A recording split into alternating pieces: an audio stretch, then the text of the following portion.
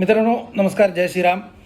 60 वर्षांनी ठाकरेंना परत मराठी आठवलेली आहे आणि आपलं मराठीवरचं प्रेम दाखवण्याकरता त्यांनी 5 जुलैला दोन्ही ठाकरे बंधूंनी मिळून एक मोर्चा बोलवलेला आहे. पण पुढे जाण्याआधी एक स्पष्टीकरण. राज्यामध्ये हिंदीची सक्ती नाही, मात्र नॅशनल एज्युकेशन पॉलिसी अंतर्गत 3 भाषा फॉर्म्युला महाराष्ट्रामध्ये लागू आहे. म्हणजे असे की हिंदी म्हणून तिसरी भाषा म्हणून हिंदी नाही निवडली तरी चालण्यासारखे आहे. अजून एक अतिशय महत्त्वाचे हे की उद्धव ठाकरेंनी स्वतः 2021मध्ये हा 3 भाषा फॉर्म्युला स्वीकारला होता, जेव्हा ते महाविकास आघाडीचे मुख्यमंत्री होते. पण मग जर का हे सत्य असेल तर हा सगळा दंगा कशासाठी? तर हा सगळा दंगा तिसरी भाषाच नको, केवळ 2 भाषा पाहिजे, इंग्लिश आणि मराठी, तिसरी भाषाच नको म्हणून हा दंगा सुरू आहे. पण यांनी हासिल काय होणार? प्रश्न क्रमांक 2.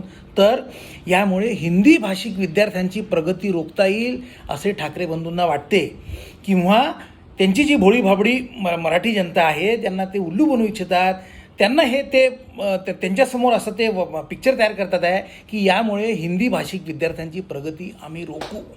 असं बघा, नॅशनल एज्युकेशन पॉलिसीनुसार जर का नॉर्थ इंडियामधून आलेल्या हिंदी भाषिक विद्यार्थ्यांना तिसरी भाषा म्हणून हिंदी स्वीकारता आली तर ते मराठी लोकांच्या पुढे जातील, असं एक वातावरण निर्मिती करण्यात येते आहे. काय भयानक राजकारण आहे मित्रांनो. ही सगळी राजकीय हालचाल, मोर्चा, संभाव्य युतीची चर्चा हिंदी भाषिकांची प्रगती रोखण्यासाठी आहे. हे 2 पक्ष जे विरोधामध्ये अग्रणी दिसतात आहे सध्या, ते यातून आपल्याला BMCच्या निवडणुकांमध्ये प्रचंड फायदा होईल आणि एक गठ्ठा मराठी मतं मिळतील असं त्यांना वाटतं आहे.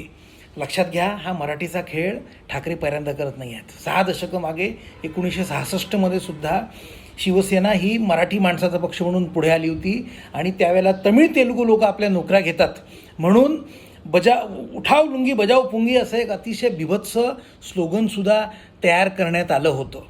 आज 60 वर्षांनी त्या दक्षिण देशीयांची जागा उत्तर भारतीयांनी घेतलेली आहे. खेळ तोच आहे. ठाकरे परत जिथून सुरू केलं होतं तिथेच परत जात आहे. मला पडलेला अजून एक प्रश्न हा की यामुळे सगळ्यात जास्त नुकसान कोणाचं होणार? भाजपचं होईल का? तर मित्रांनो, याच्यात भाजपचं जास्त नुकसान होणार नाही, कारण त्यांचे उत्तर भारतीय मतदार त्यांच्या मागे खंबीरपणे उभे आहेत.